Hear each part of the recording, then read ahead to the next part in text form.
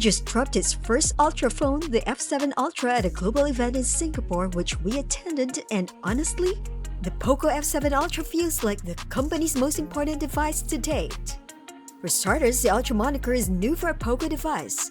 It's also powered by the Qualcomm Snapdragon 8 Elite, putting it on a par with the Xiaomi 15 and basically every other top-tier Android phone dropping this year.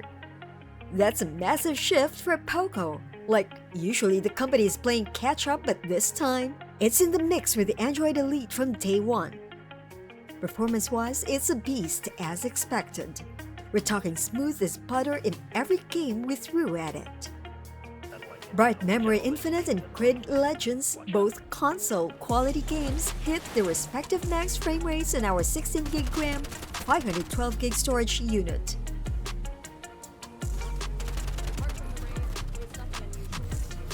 You can even play AAA PC titles on the POCO F7 Ultra via an emulator. We gave Final Fantasy VII Remake Integrate a go. It played pretty smoothly on the device, even with the graphics set to high at 1080p. We kept the frame rate at 30 FPS though to help with battery life and keep things cool. Unfortunately, you don't get wired video output, which is a bummer for big screen gaming. And no bypass charging either, so you can game plugged in without heating things up. But hey, you can't have everything.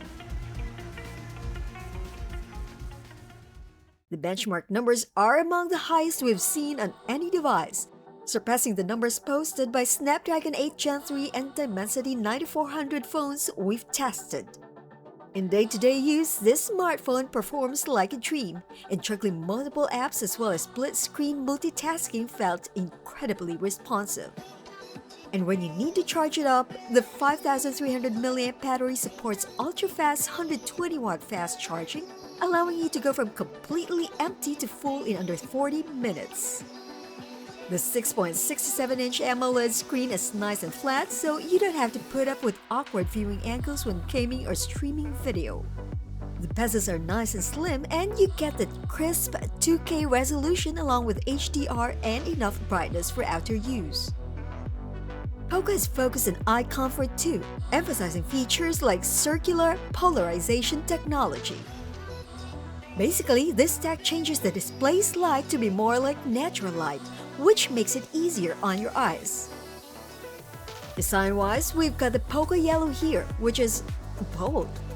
You're either going to love it or really not, but it definitely makes a statement. The back's got that quad curved glass, which feels nice when you're holding it.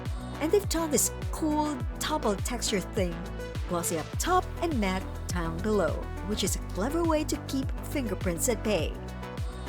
The camera bump is a round island, a bit off-center, but it doesn't stick out too much even with that telephoto lens. The metal frame is flat, which makes it comfortable to hold, and the power and volume buttons are on the right-hand side where you'd expect them. The camera system's a real highlight this time around, largely because POCO has introduced a proper 50-megapixel telephoto camera to really boost the zoom and portrait performance. The ultra-wide camera got a serious upgrade too, going from a measly 8-megapixel sensor last year to a much better 32-megapixel one. The main camera still uses a 50-megapixel Light Fusion 800 sensor with both OIS and EIS, while the telephoto lens gives you 2.5 times optical zoom, and it even works as a macro camera, letting you get as close as 10 centimeters. This year's POCO F7 Ultra is a notable step up from the previous generation. It actually gives you good image quality at all the different zoom levels, not just with the main camera. And it's nice for portraits too. That's something we couldn't really say about last year's release since it didn't have a proper zoom lens. So what's our verdict after weeks of use? We think it's pretty clear POCO's not playing around anymore. This phone isn't bogged down by compromises for the sake of hitting a certain price point. It's a statement. From the eye-catching yellow to the powerhouse performance and the camera upgrades, POCO's delivered a device that can finally go toe-to-toe with the big leagues. The question is, Are you willing to pay extra for it?